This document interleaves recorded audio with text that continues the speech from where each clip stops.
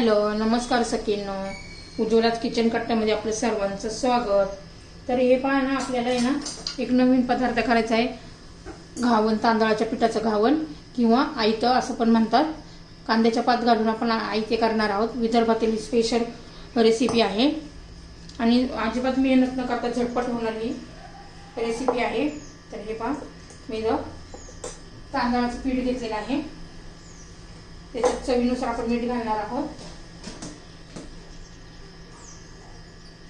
थोडासा ओवा, थोडंसं जिरं। तर हे पाणी घालून मिक्स करून घ्यायचं आपल्याला।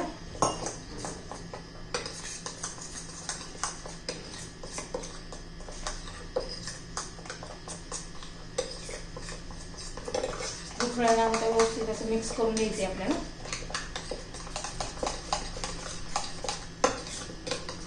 हे 5 मिनिट आपण असंच भिजून देऊया। व्यवस्थित असं मिक्स झालेलं आहे। 5 मिनिटं पण झालेले आहेत। हे पहा, छान असं मिक्स झालेलं आहे आणि एकदम चवीला छान लागतं। आता हे याच्यामध्ये बारीक मिरच्या मी कट करून घातलेल्या आहे। लसूण पण बारीक चिरलेलं आहे, मिरची पण बारीक चिरलेली आहे। तुम्ही ठेचून पण घालू शकता खरड्यासारखं। कांद्याची पात घालायची भरपूर अशी। आता मी तवा गरम करण्यासाठी ठेवलेला आहे।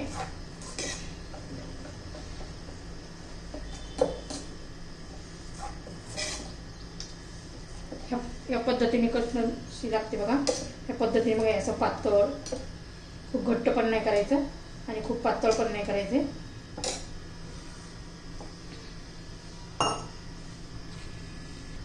तर हे पहा, आपला तवा आता गरम झालेला आहे। त्याला आपण तेल लावून घेऊया। लोखंडी तवा आहे।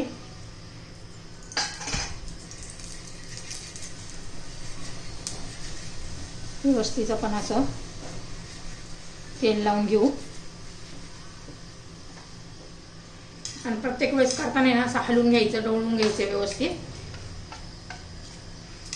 मग सोडून घेऊया।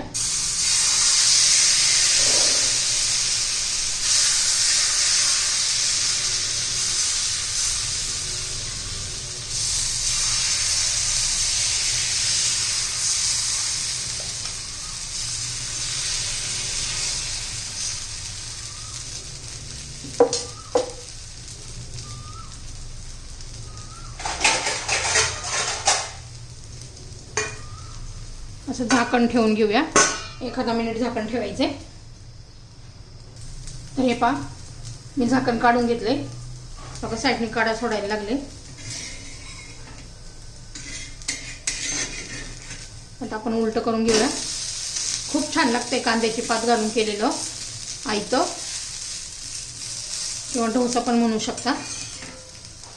टेस्टी असा होतं, कुरकुरीत पण होतं। एकदा तुम्ही करून पहा, खाऊन पहा, खूप छान लागतं। तुम्हाला आवडलं तर लाईक, शेअर आणि सबस्क्राईब नक्की करा। सबस्क्राईब केलं म्हणजे तुम्हाला माझ्या रोजचे व्हिडिओ, नवनवीन रेसिपीचे व्हिडिओ पाहायला मिळतील।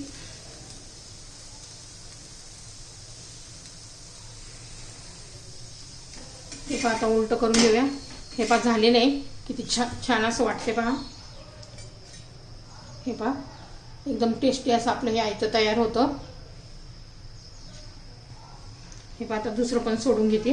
पहिलं तेल लावून घ्यायचं मस्त असं। खूप पटकन निघतात, चिटकत नाहीत, काहीच नाहीत अजिबात। पहिल्यांदा केलं तरी जमतं एकदम व्यवस्थित।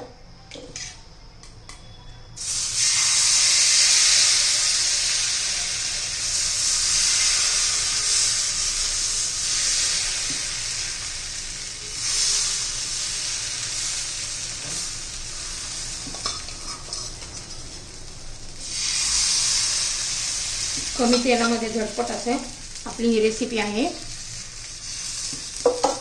आता याच्यावर झाकण ठेवूया आपण।